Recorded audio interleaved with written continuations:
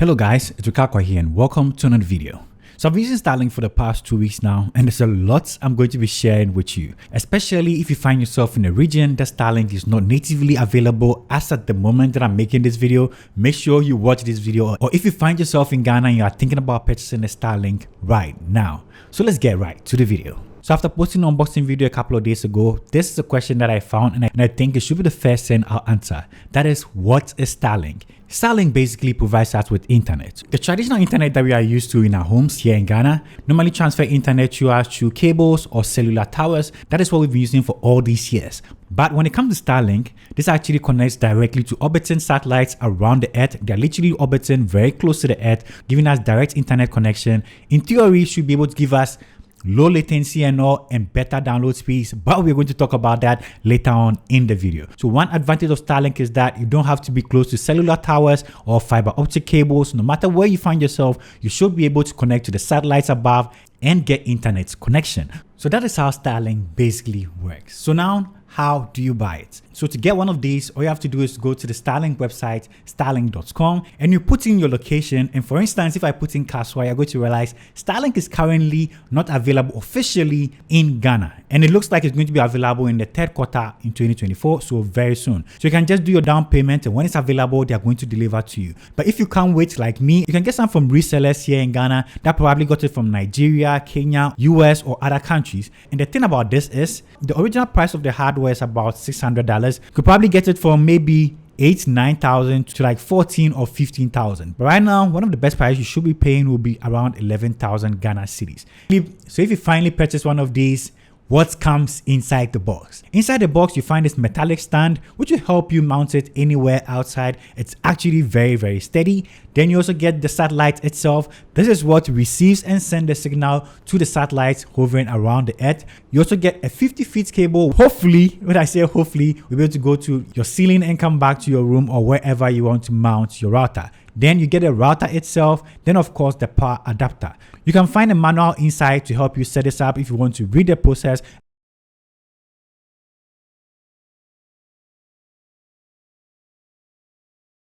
Now it comes to setting up.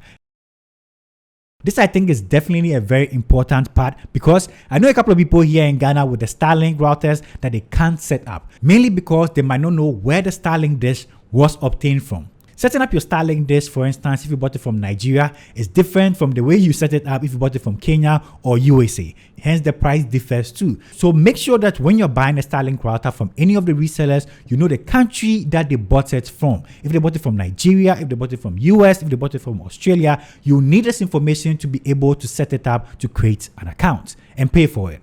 To set a new account, all you have to do is to go to the Starlink website. If you have a dish and you didn't buy it from the Starlink website, you have to pick up the serial number from the base of the satellite and start the whole process. If you bought it from Nigeria, this is what the setup process is going to look like. You need your information, and very importantly, I think your NIM number also. Without this, you won't be able to pay for your subscription. During the setup, there are a couple of plans that you can choose. There's a business plan, there's a residential plan, there's a roaming plan. So if you find yourself in Ghana and you bought it from Nigeria, you might probably be subscribing to the roaming plan because you can't have access to the residential because Starlink is not officially in Ghana yet. So now that you've created your account, how do you mount the Starlink router? When you go to the Starlink website, there are a couple of mounts that you can choose from. One that goes to the roof, one that comes from the side. There are a lot, but I'm here in Ghana. I don't know how I can get any of that, so I DIY'd mine. This is how I mounted my Starlink router. I went to the welder and I got them to fix something like this for me. It took just a couple of minutes, less than an hour. They were done.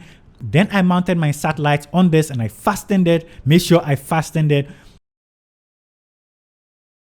Going to the roof of my building was so hard, but my dad, he's a brave-hearted guy. He was able to go up there and he mounted this for me. Before you mount it up there, make sure you open the application on your phone and check the obstructions to make sure there's a clear view to the skies. This is literally on top of my building, so I didn't have to go through that process because it's literally facing the sky directly. So there's no obstruction at all. So now that you finally set up your Starlink satellite, how does it perform? I'm going to tell you guys this. Let me put the mic down for this. I've been living in this area for about 10 years now, and trust me, I've tried TurboNet, I've tried Airtel Tigo, I've tried Vodafone, and I must say I have never had stable internet like I do now. TurboNet was great for a while, but now it doesn't work so great. Sometimes you might have data, it might not even work. Telecel, I don't even want to go there. Airtel Tigo was my lifesaver a little bit, but sometimes during the day it can just decide to go off even when you have data. That was my problem with all these internet service providers. You might have data, but it will not work. It decides to work when it wants to work. The download speeds were very, very terrible. I find myself doing FaceTime calls a lot. Literally, I can tell you I do FaceTime calls a day, probably like 4 to 5 hours every day. Like, that is my life. And having a stable internet connection was very, very important to me. Ever since I got a Starlink router about 2 weeks ago, it has been great. Internet connection has been one of the best that I've had. When it comes to download speeds, I've gotten a maximum of about 172 megabits per second, no megabytes, megabits per second. And the lowest that I've gotten will be around 32 or maybe 20 megabits per second when it comes to the download speeds. Unfortunately, like I said, I've been using this for the past 2 weeks. The first 1 week, the internet download speed was very high, but this week it has been raining a lot, and my internet download speed probably ranges about 50 megabits per second. But even during the raining times, trust me, my FaceTime calls go through, my YouTube streaming go through, everything goes through. Even though the upload speeds on this guy is not the best, it's definitely better than all the networks that I tried before this here in my area. And okay, what kind of speeds can you get from the Starlink when it's raining? Let's test it right now. As you can see, it's currently raining so bad. So let's pull this out and check the kind of speed that we'll get. Oh, I'm getting wet actually. Huh?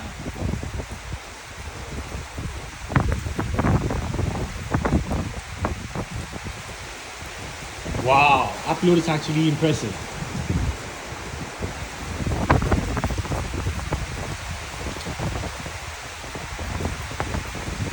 For the Starling speed, upload and download. And this is not a scientific test because depending on your area, you might have better satellite connection and have better internet connection. But for me, it literally works for everything that I want to do with this currently.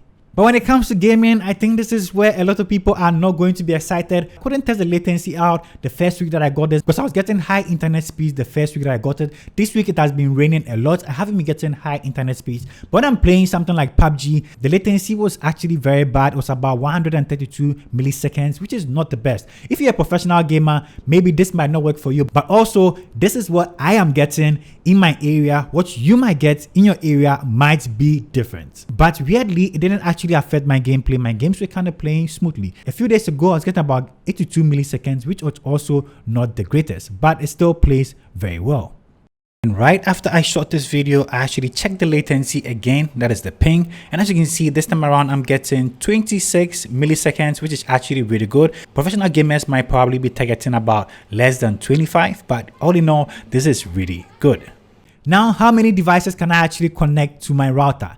From the research I did, I will be able to connect about 60 devices to this router.